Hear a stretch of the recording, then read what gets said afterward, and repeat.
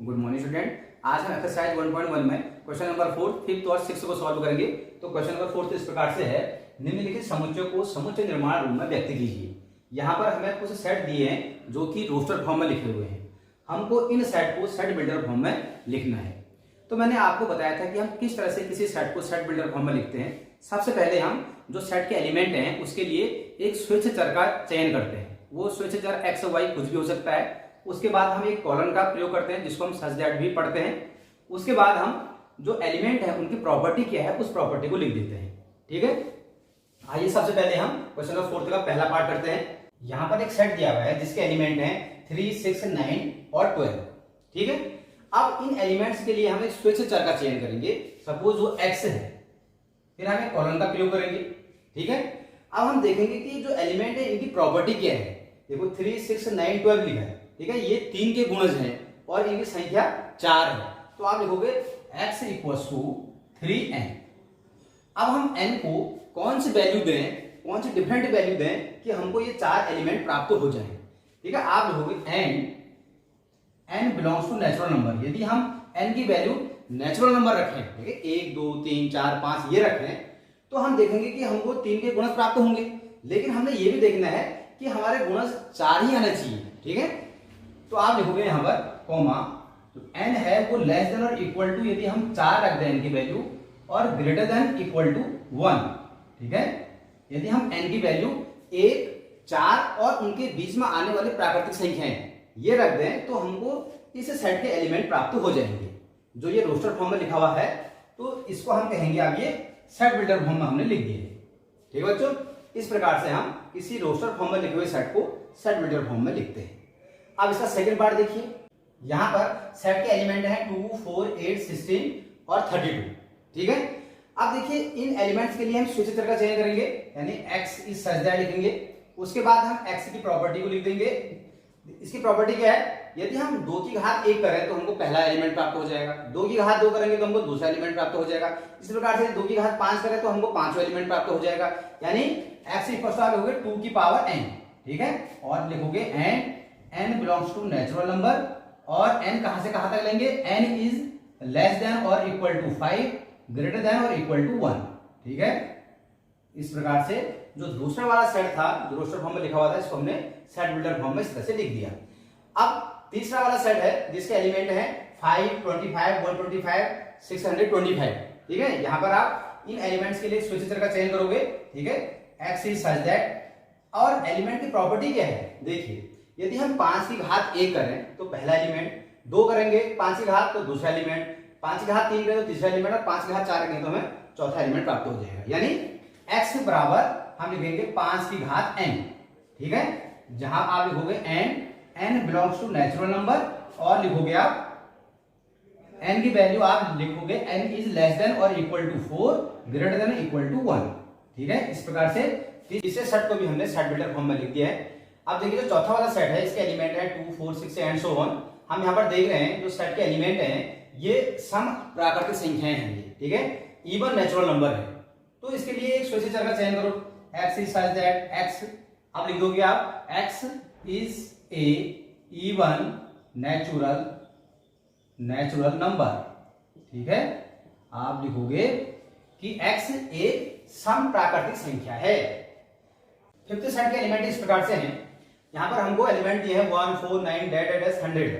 ठीक है, यदि हम प्रथम 10 प्राकृतिक संख्याओं का वर्ग करें, ठीक है 1 का वर्ग करेंगे तो हमको पहला एलिमेंट प्राप्त हो जाएगा, 2 का वर्ग करेंगे तो हमको दूसरा एलिमेंट प्राप्त हो जाएगा, 3 का वर्ग करेंगे तो हमको ये तीसरा एलिमेंट प्राप्त हो जाएगा, और यदि हम 10 का वर्ग करेंगे तो हमको अंतिम एलिमेंट प्राप्त हो जाएगा। ठीक है, तो इसके लिए सबसे पहले स्वेच्छ चर का चयन करेंगे, x इज सच दैट। अब इन जो एलिमेंट हैं इनकी प्रॉपर्टी क्या है, ये सब के सब वर्ग संख्याएं हैं ये। ठीक है, आप लिखोगे x equals to n square. ठीक है, और आप लिखोगे n belongs to natural number. अब आप n को कौन कौन सी वैल्यू देंगे, आप लिखोगे n is less than equal to 10, greater than equal to 1। ठीक है, तो इस प्रकार से आपने जो दिए गए सेट थे जो कि रोस्टर फॉर्म में लिखे हुए थे इनको आपने सेट बिल्डर फॉर्म में लिख दिया। अब हम क्वेश्चन नंबर 5 को सॉल्व करेंगे।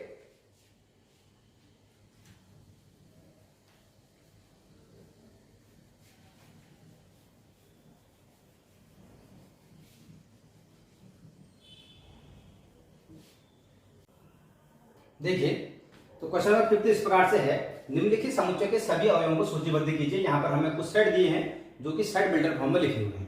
हमको इन एलिमेंट्स को रोस्टर फॉर्म में लिखना है, ठीक है। जो सेट दिए हैं इन सेट के एलिमेंट्स को रोस्टर फॉर्म में लिखना है।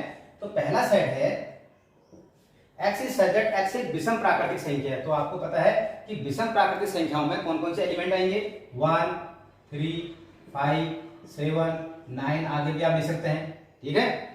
दूसरा सेट है x is such that x एक पूर्णांक है जो कि ऋण 1/2 से बड़ा और 9/2 से छोटा पूर्णांक हो। तो ऋण 1/2 से बड़ा पूर्णांक 0 होगा, 1, 2, 3, 4, ठीक है। 5 नहीं लिखेंगे आप, क्योंकि यदि आपने इसके बाद के पूर्णांक लिखे 5, 6 या कुछ भी लिखा तो वो 9/2 से बड़े पूर्णांक हो जाएंगे, ठीक है। इसलिए आपको यहीं तक लिखने हैं। फिर सी है, देखो x is such that x एक पूर्णांक है, x² is less than equal to 4 है। यानी आपने वो x लिखने हैं, वो एलिमेंट लिखने हैं जिनका आप स्क्वायर करो या तो उनकी वैल्यू 4 आ जाए या 4 से छोटे हैं, ठीक है। सपोज आपने 0 रखा तो 0 का स्क्वायर 0, तो 4 से छोटा है तो इसको आप लिख सकते हैं। तो और 1 भी लिख सकते हैं, 2 भी लिख सकते हैं, लेकिन 3 आप नहीं लिखेंगे, क्योंकि जैसे आप 3 लिखेंगे तो उसका स्क्वायर 9 हो जाएगा जो कि 4 से बड़ा है। आपको क्या लिखना है, 4 से छोटे एलिमेंट लिखने हैं। उसके बाद यदि आपने ऋण 1 लिखा, ठीक है, आपने ऋण 1 लिखा तो ऋण 1 का स्क्वायर करेंगे तो 1 आएगा, उसको भी आप लिख सकते हैं। आपने ऋण 2 लिखा, ठीक है, ऋण 2 का स्क्वायर करेंगे तो 4 आ जाएगा। तो हमने कहा x² की वैल्यू या तो 4 आए या 4 से फिर छोटी आए। यदि आपने ऋण 3 लिखा तो उसका स्क्वायर तो 9 हो जाएगा जो कि 4 से बड़ा है। तो आपको ऋण 3 भी नहीं लिखना है, यानी आपको ऋण 2 तक ही लिखना है। तो सी, जो सेट सी है उसके एलिमेंट ये होंगे, ठीक है। सेट डी इस प्रकार से है, x is such that x loyal शब्द का एक अक्षर है, ठीक है। तो लॉयल शब्द के अक्षर का समुच्चय होगा LOYE, ठीक है। सेट ई इस प्रकार से है कि x is such that x वर्ष का एक ऐसा महीना है जिसमें 31 दिन नहीं होते हैं। हमें पता है कि वर्ष के 7 महीने ऐसे होते हैं जिसमें 31 दिन होते हैं। तो बचे कितने, 5 महीने बचे, ठीक है। तो आप उन 5 महीनों को यहाँ पर लिखेंगे। कौन कौन से, एक तो होगा फरवरी, ठीक है, फरवरी के बाद गिरो फिर अप्रैल होगा, उसके बाद फिर जून होगा, फिर सितंबर होगा, फिर नवंबर होगा, ठीक है। तो इस प्रकार से सेट ई को भी आपने इस तरह से लिख दिया है रोस्टर फॉर्म में। अब एफ है, x is such that x अंग्रेजी वर्णमाला का एक व्यंजन है जो कि के से पहले आता है। सबसे पहले के से पहले आने वाले अक्षर कौन कौन से होंगे, ए है, बी है, सी है, डी, ई, एफ, जी, एच, आई, जे, ठीक है, आई, जे। अब इसमें से आपने वोवेल्स को हटाना है, यानी जो स्वर है उनको हटा देना है। ए को हटा देना है, फिर ई को हटा देना है, फिर आई को हटा देना है। तो कौन कौन से बचे, बी, सी, डी, बी, सी, डी, उसके बाद फिर एफ, जी, एच और फिर जे बचा, ठीक है। ये अंग्रेजी वर्णमाला का एक ऐसा व्यंजक है जो कि के से पहले आता है, ठीक है बच्चों। तो इस प्रकार से तुम्हारा क्वेश्चन नंबर 4 और क्वेश्चन नंबर 5 सॉल्व हो गया है। अब हम क्वेश्चन नंबर 6 को सॉल्व करेंगे। बच्चों क्वेश्चन नंबर 6 इस प्रकार से है, यहाँ पर हमें कुछ सेट दिए हुए हैं, बाएं तरफ उनके रोस्टर फॉर्म लिखे हुए हैं, जबकि दाएं तरफ उनके सेट बिल्डर फॉर्म लिखे हुए हैं। तो हमको सही मिलान करना है। तो देखिए सेट ए है, x is such that x एक अभाज्य संख्या है और 6 की भाजक है। 6 की भाजक का मतलब ऐसी संख्या जो 6 को पूरी बार विभाजित कर दे, और वो संख्या अभाज्य संख्या भी होनी चाहिए, ठीक है। तो 2 और 3 अभाज्य संख्या भी है और ये 6 की भाजक भी है, ठीक है। तो x is such that x एक अभाज्य संख्या है और 6 की भाजक है। ये सेट बिल्डर फॉर्म में लिखा हुआ था, इसका रोस्टर फॉर्म ये है, ठीक है। तो यहाँ पर हम देख रहे हैं जो सेकंड है इसको आप ए से मिला देंगे, ठीक हो गया।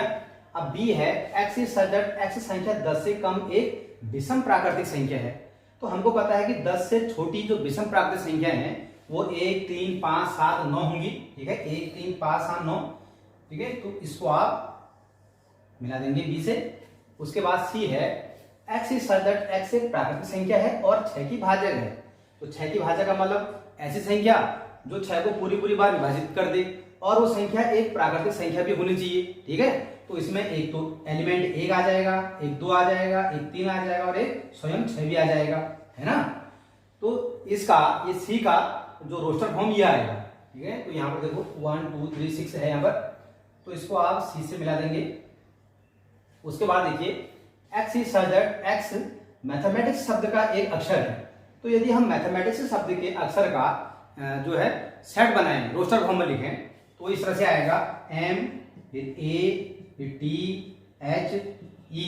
फिर उसके बाद जो MAT ये आएगा नहीं है, ये लेटर नहीं आएंगे क्योंकि ये रिपीट हो गए हैं, ठीक है। फिर I, फिर C और फिर S आएगा, ठीक है बच्चों। यानी कि MATHEICS, ठीक है। ये इसमें एलिमेंट होंगे MATHEICS। ये भी मैथमेटिक्स शब्द के अक्षरों का समुच्चय है रोस्टर फॉर्म में। तो आप इसको इससे डी से मिला देंगे।